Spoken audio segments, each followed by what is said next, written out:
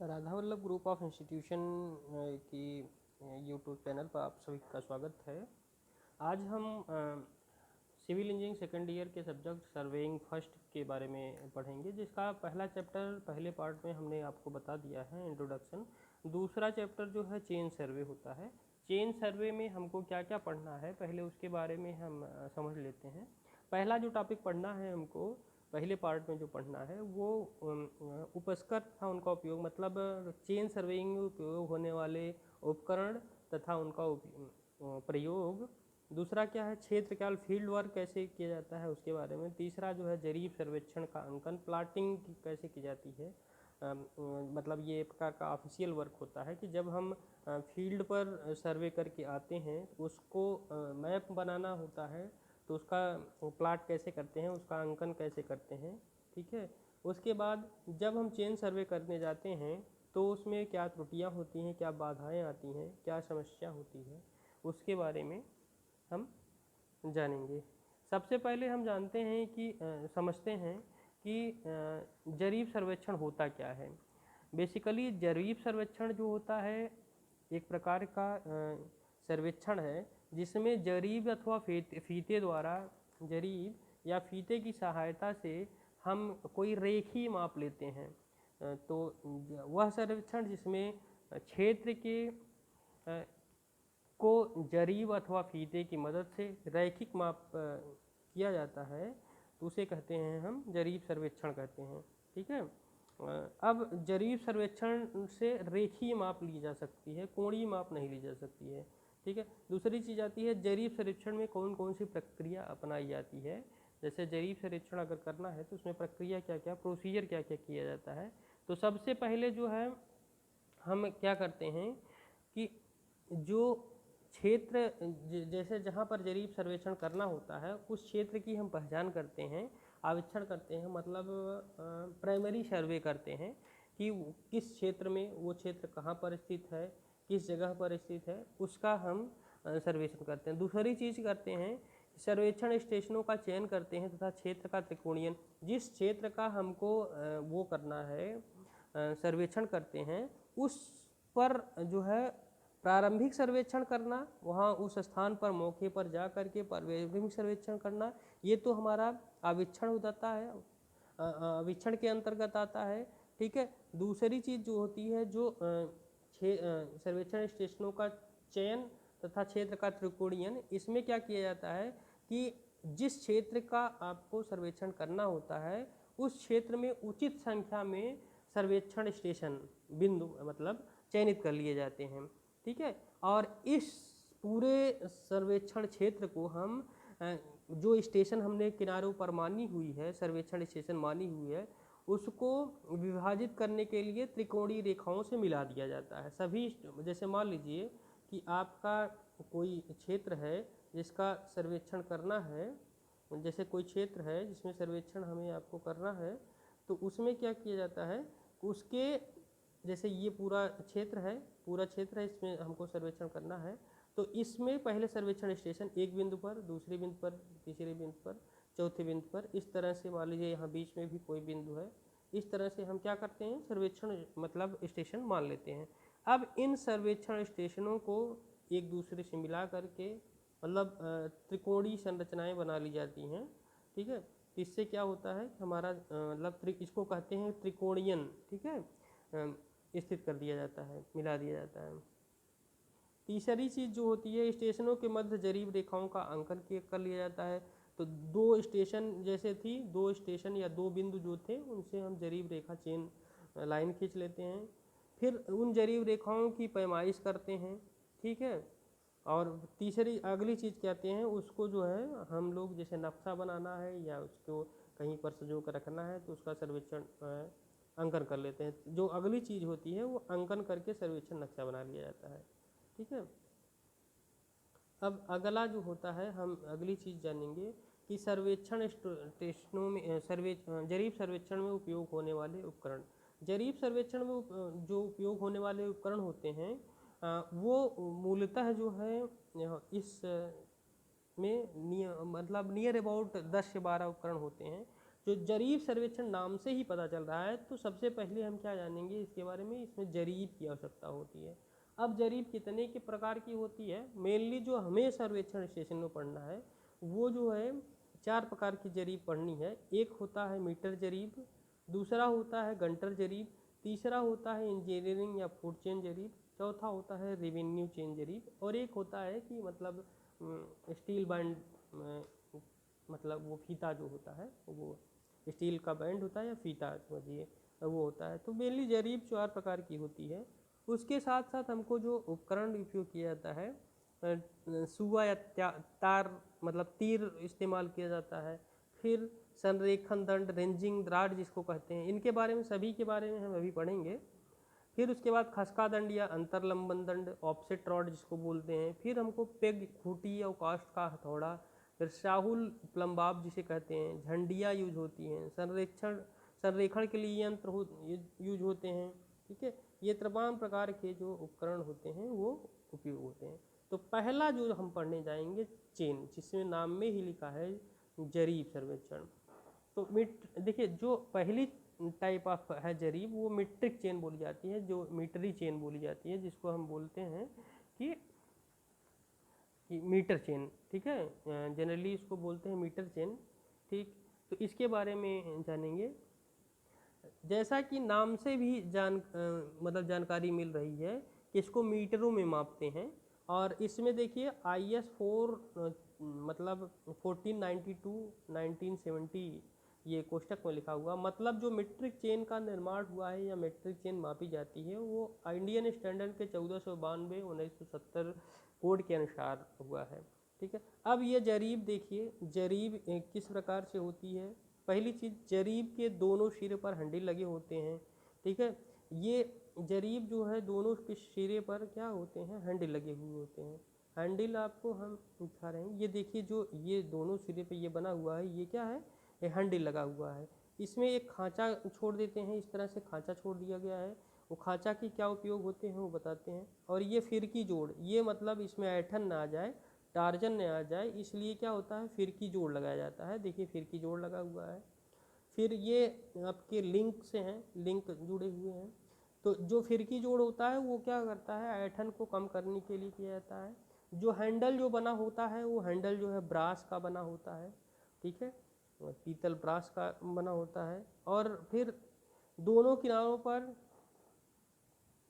मतलब किनारों पर आउटसाइड में हैंडल लगे होते हैं, आउटसाइड दोनों तरफ लगे होते हैं। और जो चेन या लिंक जो बनी होती है वो जस्त्रीकृत माइल्ड स्टील से मतलब बनी होती है। और उसकी डायमीटर 4 mm होती है, 4-5 होती, 4 mm की डाया होती है। तो इसमें देखेंगे, इसमें अगर आप देखें तो जो जरीब होती है वो विभिन्न माप की होती है। एक 30 मीटर की जरीब होती है, 20 मीटर की जरीब होती है, 10 मीटर की जरीब होती है, 5 मीटर की जरीब होती है।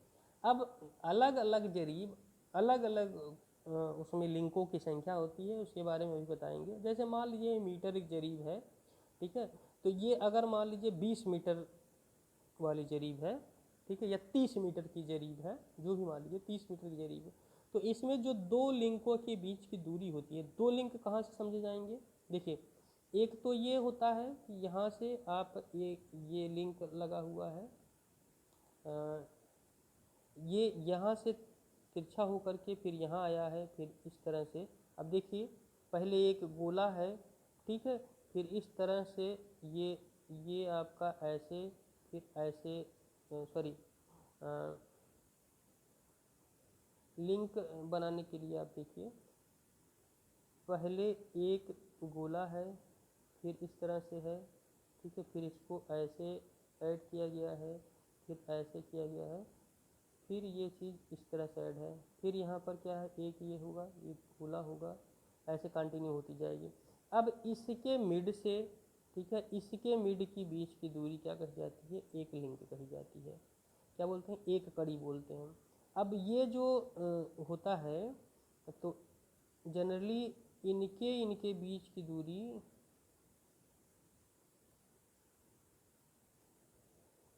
हमारी, देखिए यहाँ से लेकर के यहाँ तक जो इस लिंक से इससे और इसके बीच की दूरी क्या होती है, 161 mm होती है। ठीक है, एक लिंक जो होता है 200 mm का होता है, 161 mm होती है। और ये जो तार निकला हो 30 सेंटीमीटर का, 13 सेंटीमीटर का ये होता है। और आधा इधर का डायमीटर, वो आधा इधर का, मतलब ये जो गोला है वो भी 13 डायमीटर का है, 13 सेंटीमीटर का है। बस वो जान लीजिए कि छल्ला ही वो है, बट ये क्या हो गया, एक आपका मतलब टॉप व्यू से ऐसे दिखाई दे रहा है, बाकी साइड व्यू से देखेंगे तो वो एक तीर दिख रही है। ठीक है, दो छल्ले ही आपस में जुड़े हुए हैं। बाकी जब ये इस तरह से देखेंगे, दो छल्ले, जब 3 छल्ले जुड़े हैं, ठीक है, एक तो उस लिंक वाला, दूसरा बीच का एक छल्ला, फिर इधर से एक छल्ला, तो ये वो मतलब 13 का है, ये भी 13 का है। ठीक है, अब देखिए इस लिंक के आधे से मतलब 6.5 इधर से, 6.5 इधर से, तो 13 हो गया। ठीक है, और इसके बाद एक गोल वाला पूरा छल्ला इधर का, एक गोल वाला पूरा छल्ला इधर का, तो क्या हो गया 13 13। और दो के बीच की दूरी हमने बताई अभी क्या होती है, 161। तो इस तरह से 39 और 61 क्या हो गया, पूरा 200 mm का एक लिंक हो गया। ठीक है, अब इसमें देखिए, आप इसमें देख लेंगे, अगर चेन लेंथ 30 मीटर की है तो उसमें 150 कड़ियाँ होंगी। अगर चेन लेंथ जो है 20 मीटर की होगी तो इसमें 100 कड़ियाँ होंगी। अगर चेन लेंथ 10 मीटर वाली है तो उसमें 50 कड़ियाँ होंगी। अगर चेन लेंथ 5 मीटर की होगी तो उसमें 25 कड़ियाँ होंगी। इसमें देखिए लेंथ में टॉलरेंस होती है, लेंथ जो घट बढ़ जा सकती है। कोड के अनुसार जो परमिसिबल टॉलरेंस दी गई है, 30 मीटर वाली के लिए 8 mm प्लस माइनस, और 20 mm वाली के लिए 5 mm, 10 मीटर वाली के लिए 3 mm, और 5 मीटर वाली के लिए 2 mm। ठीक है, 30 मीटर वाली के लिए 8 mm, 20 मीटर वाली के लिए 5 mm, 10 मीटर वाली के लिए 3 mm, 5 मीटर वाली के लिए 2 mm चेन टॉलरेंस होती है।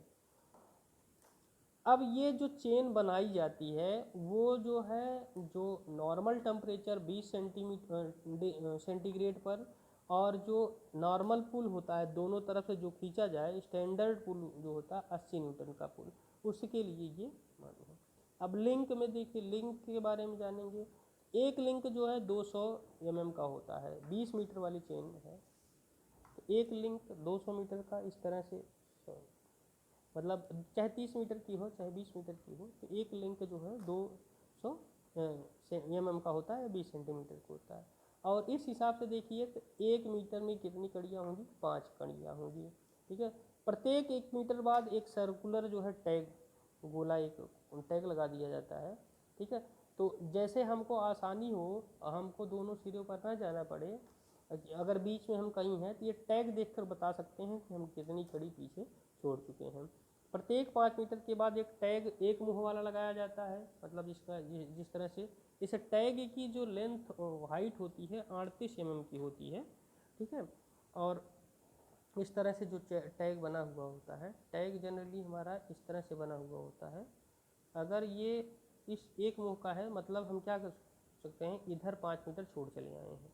ठीक है, अगर ये 2 मुँह वाला मिल रहा है तो मतलब इसके बाद हमने इधर 5 मीटर पहले छोड़ा था जब एक मुँह वाला, और अब क्या छोड़ दिया, 10 मीटर छोड़ दिया अगर 2 मुँह वाला मिल गया। अगर 3 मुँह वाला मिल गया है तो 15। इसी तरह से दोनों सिरों पर हम जानते हैं। ठीक है, एक अगली चीज़ जो होती है, दूसरी जो होती है हमारी गंटर चेन। गंटर चेन को हम सर्वेयर या सर्वेक्षक चेन भी कहती है। इसका इनका नाम इसलिए सिर्फ पड़ा गंटर क्योंकि इन्होंने मिस्टर महाशय गंटर ने बनाया था इसके, तो ये इसलिए यूज होता है। गंटर चेन का जनरली जो यूज होता है मील या फरलांग या क्षेत्रफल मापने के लिए, जैसे एकड़ वगैरह मापने में आसानी होती है। जो गंटर चेन की है, गंटर जरीब है, उसकी दूरी जरीब की संख्या तथा कड़ियों में पड़ी जाती है। हाँ, कितना जरीब चले और कितना कड़ी चले, तो इस हिसाब से पढ़ते हैं। जैसे मान लीजिए अगर आप 8 जरीब चढ़ चुके तो, और 65.5 कड़ी है, तो इसको अगर लिखना हुआ तो उसको अगर लिखना हुआ 8 जरीब और 65.5 कड़ी है, 65.5 कड़ी है, तो इसको लिखना हुआ तो 8.655 जरीब लिखते हैं। ठीक है, अब गंटर जरीब की जो लेंथ होती है वो 66 फुट होती है। इसे कभी कभी 66 फुटी मतलब भी कहते हैं। एक गंटर जरीब में कितने होते हैं? 66 फुट। और जो कड़ी होती हैं उसमें तो 100 कड़ियाँ होती हैं। एक जरीब में 66 फुट या 22 गज होते हैं। 10 जरीब हो गया तो 660 फीट या 220 गज या 1 फरलांग हो जाएगा। अगर एक जरीब गुड़े एक अगर यही 80 जरीब हो गई, 80 जरीब हो गई तो 5280 फुट हो जाएगा। और इसी को बोलते हैं 1760 गज, या इसी को 1760 गज को ही हम बोलते हैं क्या? 1 मील होता है। अगर क्षेत्रफल मापना है, एक जरीब लंबाई का, एक जरीब चौड़ाई का, मतलब 66 फीट लंबा 66 फीट चौड़ा हो गया, या फिर तो उसको कहेंगे 1 वर्ग जरीब। ठीक है, 1 वर्ग गंटर जरीब। ठीक है, अगर 10 जरीब लंबाई का है, एक जरीब चौड़ाई का है, मतलब 660 जरीब जो है आपका लंबाई है, 66 फुट जो है वो, तो उसको बोलेंगे 10 वर्ग जरीब, या इसी को बोलते हैं 4840 वर्ग गज, या दूसरे शब्दों में कहते हैं 1 गज 4000 1 एकड़ का होगा। 4840 गज वर्ग गज मतलब 1 एकड़ होगा। एक लिंक में 0.06, देखिए 100 लिंक होते हैं तो 66 फुट जरीब होती है, तो टोटल लिंक 100 बताया मैंने, 100 होते हैं। तो एक लिंक का जो लेंथ होगी वो 0.66 फीट होगी या 7.92 इंच होगा। जो टैग होते हैं इसमें 10 लिंक के बाद लगते हैं, मतलब 66 फुट बाद लगते हैं, 6.6 फुट बाद लगते हैं। तीसरी जो जरीब होती है इंजीनियर चेन, या इसको बोलते हैं फुट चेन। ठीक है, इसमें 100 फुट चेन की होती है, 100 फुट की चेन होती है, या इसे 100 फुटी चेन भी कहते हैं। ठीक है, इसमें जो होते हैं 100 फुट की लंबाई होती है, और इसमें कड़ियों की संख्या भी 100 होती है। ठीक है, अर्थात एक कड़ी जो होती है 1 फुट की होती है। इसमें भी प्रत्येक 10 लिंक के बराबर या प्रत्येक 10 फुट बराबर में एक टैग प्रोवाइड कर दिया जाता है। अगली चीज़ होती है रेवेन्यू चेन या राजस्व जरीब, या इसी को पटवारी जरीब भी बोलते हैं। यह जरीब मात्र 33 फीट की होती है। मतलब कभी कभी ये जो है 5 जरीब मिला करके एक स्पेशल जरीब बना दी जाती है, जिसको बोलते हैं 165 फीट की जरीब भी बनाई जाती है। और ये जरीब का जो राजस्व जरीब है, ये खेतों की सीमाएं नापने के लिए, फसली क्षेत्रों को मापन करने के लिए काम की जाती है। नाम से पता है, जरीब सर्वेक्षण या जरीब या राजस्व जरीब या पटवारी जरीब। अब इसमें क्या होता है, टोटल 33 फुट होते हैं, 66 लिंक होते हैं, 33 फुट 66 लिंक होते हैं। तो एक लिंक क्या होता है, दो सही 1/16 फुट का, या 33/16 फुट का एक होता है। जैसे मान लीजिए 5 जरीब लंबाई है, 5 जरीब चौड़ाई है, तो मतलब 165 फुट लंबा, 165 फुट चौड़ा। दूसरे शब्दों में बोलेंगे 3025 वर्ग गज, मतलब 1 बीघा, मतलब 5.8 एकड़, 5/8 एकड़। ठीक है, तो इस हिसाब से 1 बीघा बराबर 5/8 एकड़ होता है। ठीक, अगली चीज़ जो होती है, दूसरा इंस्ट्रूमेंट जो है हमारा, वो सुवा या तार है। दूसरा इंस्ट्रूमेंट सुवा या तार, उसमें क्या होता है, मार्किंग पिन भी बोलते हैं इसको ये जो कोड में मिलता है, ये कोड में IS 1842 1961 से मिलता है। अब देखिए चेन में क्या होता है, मार्किंग पिन में क्या होता है, जनरली इसमें 2 बिंदुओं के बीच, मान लीजिए कि हमको 2 बिंदु के बीच आपको दूरी मापन करनी है, तो इसमें ये चेनिंग प्रोसेस के समय, चेनिंग करते समय जो चेनिंग प्रोसेस में 2 बिंदुओं के बीच में निशान लगाने के लिए, या फिर उसको पॉइंट आउट करने के लिए वो चेन मतलब एरो का इस्तेमाल किया जाता है, मार्किंग पिन का इस्तेमाल किया जाता है। उसमें होता है एक चेनिंग प्रोसेस, मतलब अगर 2 बिंदुओं के बीच की दूरी मापन करनी है तो इसी को हम बोलते हैं चेनिंग प्रोसेस। और इन दोनों बिंदुओं पर जो है हमारा एरो का इस्तेमाल किया जाता है। ठीक है, एक देखिए चेन को चलाते समय 2 व्यक्ति होते हैं। एक व्यक्ति जैसे मान लीजिए चेनिंग प्रोसेस हो रही है, ए और बी के बीच की दूरी आपको मापन करनी है, ए और बी के बीच की दूरी का मापन करना है। तो अगर ए से बी तक हम एक चले तो एक आदमी पहले यहाँ खड़ा है तो इसको बोलेंगे हम क्या, लीडर। ठीक है, इसको बोलते हैं लीडर। और पीछे जो खड़ा हुआ है वो दूसरा हैंडल पकड़ेगा दूसरे जरीब का, इसको बोलेंगे फॉलोअर। ठीक है, तो इसके पास क्या होती है कि आपके पास ये मतलब एरो वो रहेगी, सुआ या तीर रहेगी, मार्किंग पिन रहेगी। अब इसमें क्या होता है कि जो जब चेनिंग प्रोसेस करते हैं तो जितना भी, अगर मान लीजिए ये क्या होता है जब चलता है तो यहाँ की ये जरीब उखाड़े जाएगा। जैसे मान लीजिए एक चला, अगर एक मतलब यहाँ पहुँचा है तो इसके हाथ में एक रहेगी, यहाँ पहुँचा है तो इसके हाथ में दो पिन रहेगी। तो जब फॉलोअर के हाथ में जितनी पिन है, इसका मतलब क्या है कि ये पीछे उतनी जरीब वो माप चुका है। ठीक है, पीछे इतनी जरीब वो माप चुका है। अगर दो पिन है तो मतलब दो जरीब इसके पीछे छूट गई है। ठीक है, तो इसको भी समझना चाहिए। अब एक मंडली के लिए, एक सर्वेक्षण मंडली के लिए 10 मार्किंग पिन इशू किए जाते हैं, 10 मार्किंग पिन।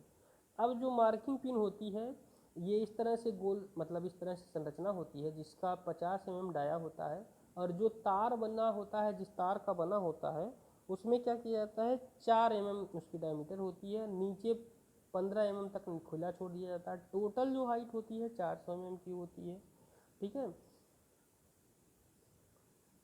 Total height. तो ये चीज़ मतलब मार्किंग पिन के बारे में हो गई। ठीक है, दूसरा जो इंस्ट्रूमेंट है रेंजिंग रॉड, आरेखन दंड। ठीक है, तो इसमें क्या होता है, आरेखन दंड का इस्तेमाल भी हम देखिए ये इस तरह से होता है। इस बेसिकली ये सर्वेक्षण स्टेशनों को दूर से भी पहचानने के लिए ये उपयोग में लाए जाते हैं, या फिर किसी भी सर्वेक्षण सर्वे लाइन है उसकी वो सीधी है कि नहीं है उसकी जानकारी के लिए भी हम क्या करते हैं, रेंजिंग रॉड या आरेखन दंड का इस्तेमाल करते हैं। देखिए जो आरेखन दंड होता है वो बेसिकली 2 से 3 मीटर चौड़ा होता है। ठीक है, और ये लोहे या लकड़ी का बना हुआ था, लकड़ी में जो टीक, देवदार इस तरह से की लकड़ी का बना हुआ होता है, और लकड़ी जो होती है पूरी तरह से संशोधित होती है। ठीक है, और कभी कभी ये स्टील का भी बना होता है। तो बस इसमें क्या होता है कि मतलब इसमें वाइट और ब्लैक बैंड होते हैं, जो ये आपको दिख रहा है तो इसका मतलब ये होता है कि वाइट और ब्लैक का बैंड है। ठीक है, और जिनकी लेंथ होती है, वाइट बैंड जो है 200 mm होगा, इसी तरह से ब्लैक बैंड भी 200 mm का होता है। नीचे एक नुकीला वो लगा होता है जिसकी सहायता, जिसको बोलते हैं सो, जिसकी सहायता से गड़ता है अंदर ज़मीन में धंसता है 15 mm का। इसकी हाइट 200 से 3 मीटर तक की होती है। ठीक है, अगर मान लीजिए जैसे सीधी रेखा है, एक और एक खंड यहाँ है, दूसरा आरेखन दंड है, इसको सीधा करने के लिए तीसरा एक पीछे वाला खड़ा होकर के आगे वाला न दिखे, बीच में इस तरह रखिए तो ये तीनों की मिलाने वाली रेखा सीधी रेखा होगी। ठीक है, ये होगा। एक उसी तरह से होता है ऑफसेट रॉड होता है जिसको खसका दंड बोलते हैं। इसकी जो लंबाई होती है, पूरी ऊंचाई होती है, ये टोटल 2 मीटर का होता है, टोटल इसकी 2 मीटर होती है। ठीक, और इसमें जो एक स्लॉट छोड़ दिया जाता है, मतलब स्लॉट क्या, एक नहीं 2 स्लॉट छोड़ दिए जाते हैं, जो दोनों की परपेंडिकुलर होते हैं। बाकी इसमें भी ब्लैक और वाइट बैंड वो बैंड लगी होती है, इसकी भी 200 mm होती है, ऑफसेट रॉड की भी। तीसरी चीज़ होती है, इसकी भी डायमीटर 30 mm होती है। तीसरी चीज़ ये होती है कि इसके ऊपर ही सिरे पे सबसे देखेंगे तो एक हुक लगा होता है जो थोड़ा सा खांचा काट दिया जाता है। इसका इस्तेमाल जैसे मान लीजिए बाधा वाले अगर आपको क्षेत्र में सर्वेक्षण करता है तो वहाँ पर आपको जरीब का हैंडल यहाँ पर फंसाया जाता है। ठीक है,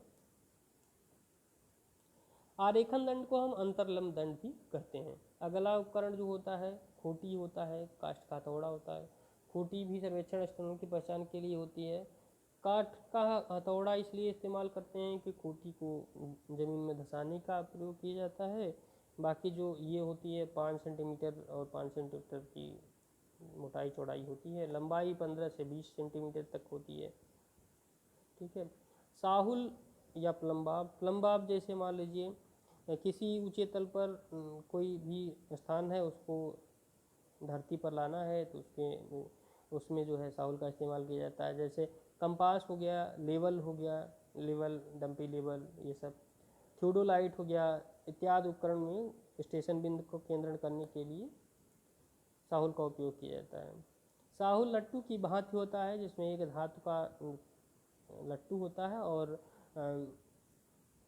धागा ऊपर की तरफ लगाया जाता है तो लटका करके सीधा किया जाता है। झंडियों का भी इस्तेमाल दूर से ही सर्वेक्षण स्टेशनों या आरेखन दंडों की पहचान की जा सके तो ऊपर आरेखन दंड या ऑफसेट में लगा देते हैं। लाइन रेंजर क्या होता है? लाइन रेंजर भी मतलब संरेखण करने के का एक यंत्र है, जिसके बारे में डिटेल हम आपको अभी बताएंगे। आज बस इतना ही, बाकी नेक्स्ट क्लास में। Okay, thank you.